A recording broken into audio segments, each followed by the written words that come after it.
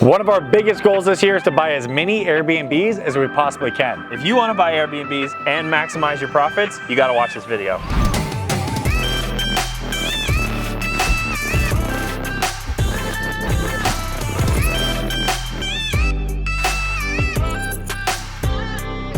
Today we're at one of our newest Airbnb purchases. It's being fully gutted, fully rehabbed right now. If you don't know who we are already, we're the Boeckle Brothers, and I'm Landon. I'm Jesse. Welcome back to the channel.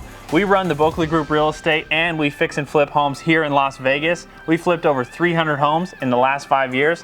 Today, we're going to be taking you to look at one of our recent rental property purchases. This is specifically designed for Airbnb. We're going to talk about why we bought it, how it makes sense the way we bought it, and what to do to maximize your rental returns when designing an Airbnb. Let's go check this thing out. Okay. So just walking in, this place has been fully gutted. It's actually a 2,200 square foot property. It's 2 stories. It's actually 2.5 stories. The kitchen's kind of on the middle story, and it's 4 bedrooms, 3 baths with a pool. Right, so let's take a look around.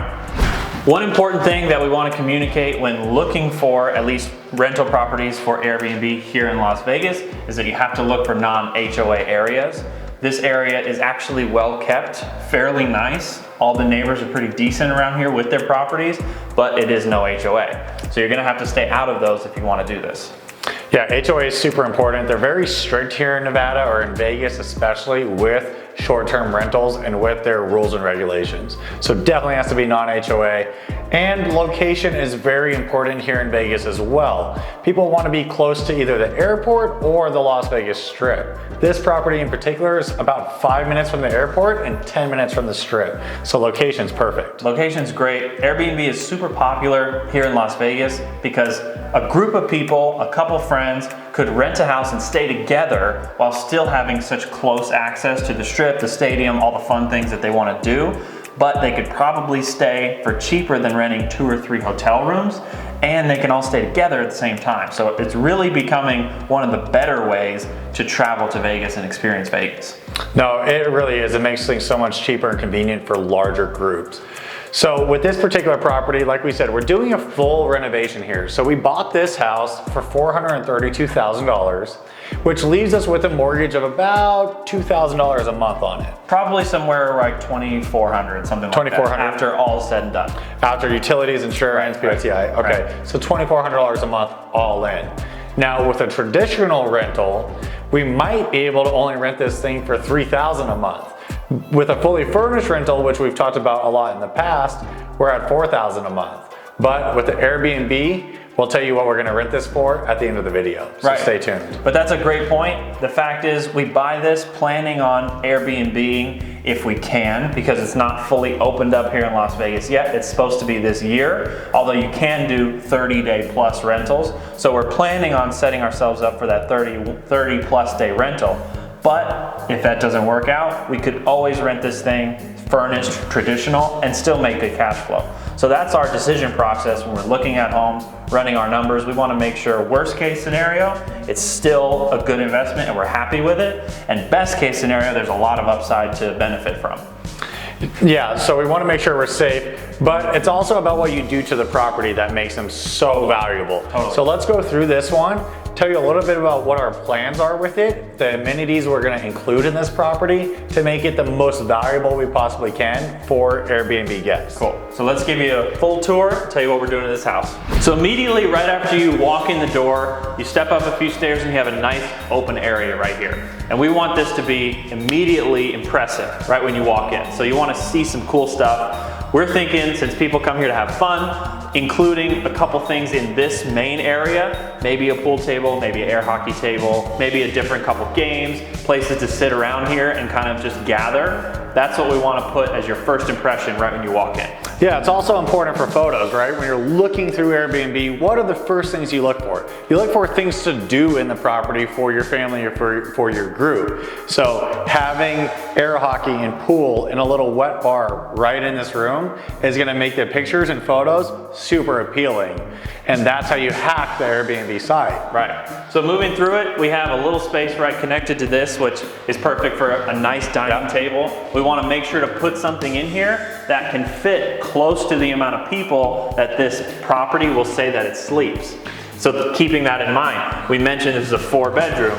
We're probably going to set some of those rooms up to have multiple beds so they don't just sleep 2 people. So knowing that, we're hopefully going to be around an 8-person capacity, give or take. So we want to have a table that's going to fit that amount of people. Right. So coming into the kitchen now, kitchen's obviously super important. Going to be one of the main spaces in the house that people hang out at. One thing we really loved when buying this house, specifically for Airbnb, is these counter height windows that look out to the entire yard. So having these open, having some people cooking in the kitchen while also being able to talk to the guests outside, really cool feature for this particular house. Of course, we'll have brand new cabinetry and appliances through the kitchen. And we're even gonna take this kind of awkward area here and make it a countertop bar across so that they're seating here, looking into the TV room, and once again, looking down to the outside portion of the house. Yeah. So constantly thinking while we're renovating this, amenities to use or special features that make it more fun for guests while they're here. Perfect. Okay. Yeah.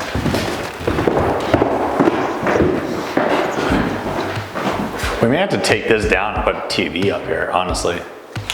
Maybe. I mean, you could probably fit a good sized TV up there still. You think? And yeah. just fit it right in between. Yeah. So now that we're down here, this home has a little bit of a lower level off the kitchen and the entry space. It opens up right to the backyard and the pool, and you have a nice feature wall and a fireplace here. This honestly could be more of like a gaming area or something, since it kind of feels like a basement. But if we do it up front, we're gonna stick a big couch here, lots of chairs, really comfy area to hang out right off of the kitchen and relax and look out into the pool. Yeah, Airbnbs have to have TVs in specific rooms also, so we're gonna make sure that we get a big screen TV either up above this space here, even if we have to cut the brick down a little bit. Don't think we have to, but if we do, a big TV in this room's important. If we have to move it to that wall, we always can. One cool thing that we liked about this house specifically for Airbnb as well is over here it has a little wet bar area too. So being on the same level as the main living area and the pool deck, having a wet bar here that has a sink in it and some shelving for alcohol and bottles is going to be really fun for guests to have here. We also have a bedroom down here with its own bathroom that's right off the laundry and the garage. So one guest can kind of stay a little bit separate from everyone else. That's always a plus. Now that we're upstairs, there are 3 bedrooms up here, including the master bedroom. And we wanted to show you some stuff that we're gonna do in here, and also maybe even talk about the types of furniture that we're including, because the last thing you wanna do is check into an Airbnb, come into your room and feel it's very sparse, like you don't have a lot of things that you might need. Yeah, and one nice thing about this house is the master bedroom's big. So typically, as you know, whoever books the house gets the master bedroom. People are gonna be really happy with this room. We're gonna do some nice detailing on the back bed wall, hang a really nice big screen TV on this wall here. So the master bedroom's gonna feel decked out. And we're also gonna include a nice dresser area with storage, some side tables, some nightstands, and also some additional lighting in the room too. So when you come in here, you really feel like you have some nice amenities in the room. Yeah, let's check out the master bath. So this master bath slash closet area was a little bit closed off, and I don't know if you could tell, but right here where I'm standing was actually a wall that separated what was basically like an external vanity and the closets really weird from the bathroom and the shower area. It was just too small to give it a better, more updated feeling. We took out this divider wall. We're gonna run a vanity the length of this wall here. It's gonna feel a lot more bigger, a lot more open, and I think a lot better.